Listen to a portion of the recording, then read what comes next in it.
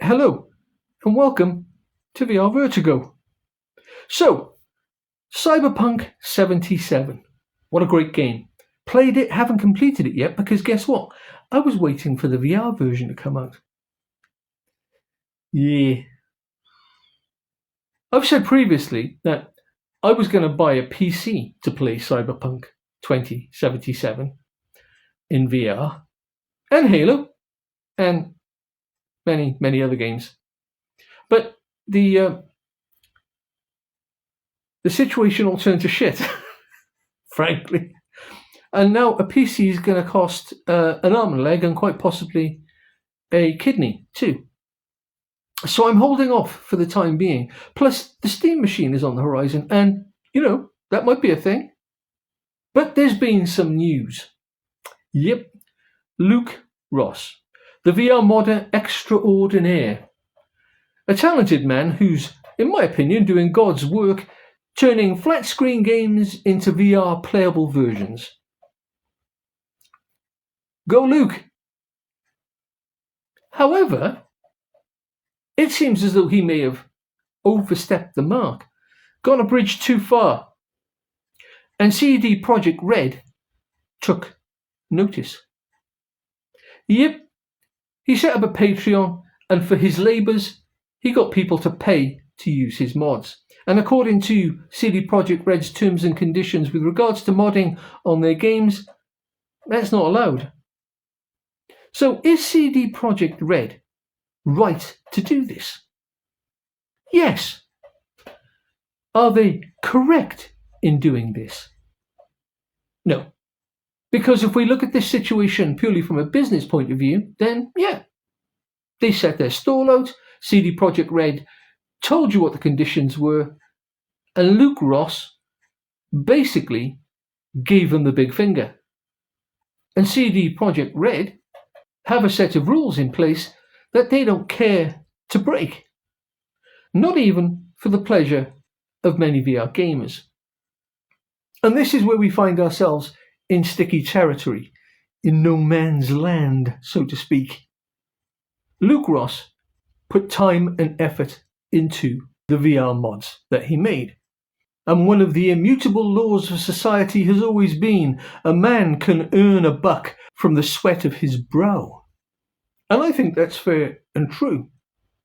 But if you're earning money for the work you do with someone else's IP, then surely you're beholden to the IP owner. Now, I thought initially that CD Projekt Red had issued Luke Ross with a cease and desist. But I've seen a few videos since that say that it was a DMCA takedown. And as the ever-informative Mudaha on No Ordinary Gamers informed us all, that if what Luke Ross in actual fact says is true, and that he didn't use any of CD Projekt Red's original coding, then the DMCA takedown is incorrect. But maybe Luke Ross was being quite smart when he decided to post his statement, and knowing that if he questioned the potentially errant DMCA takedown of his VR mods, then CD Projekt Red would just a week down the line issue him with a cease and desist. In his statement, Luke Ross does what any person in his position would do and defend the work that he did and his right to get paid. And that in and of itself is quite reasonable, of course. But CD Projekt Red must abide by the rules they make. Now, the biggest tragedy out of all of this, apart from VR gamers being robbed, effectively, of one of the greatest VR experiences that we currently have, is the fact that whatever communication shenanigans went on between CD Projekt Red and Luke Ross, there wasn't an opportunity to find some accord. It seems on the face of it that this would have been an incredible no-brainer for CD Projekt Red to take the opportunity to bring Luke Ross in as a contractor. Just pay the man pro rata for what he's done, or paying for the mod. It seems ridiculous that CD Projekt Red would cut its nose off to spite its face. while standing on the doorstep of the VR market, which is currently expanding. And that brings me to my next speculation. There's no doubt that CD Projekt Red have been looking. They are also listening. They employ people to do this kind of stuff. And whereas they told Luke Ross they have no plans for a VR version of Cyberpunk 2077, that doesn't mean there won't be one. I've said previously how The Witcher would make an incredible VR game. And Cyberpunk 2077 is not only not an exception to this rule, it actually enforces it. CD Projekt Red is creating worlds that deserve, that need to be inhabited.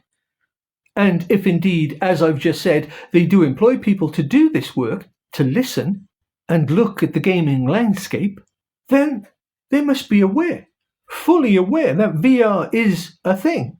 And it's becoming more of a thing with every week that passes. Flat to VR Studios retweeted that, hey, let's talk. I retweeted that.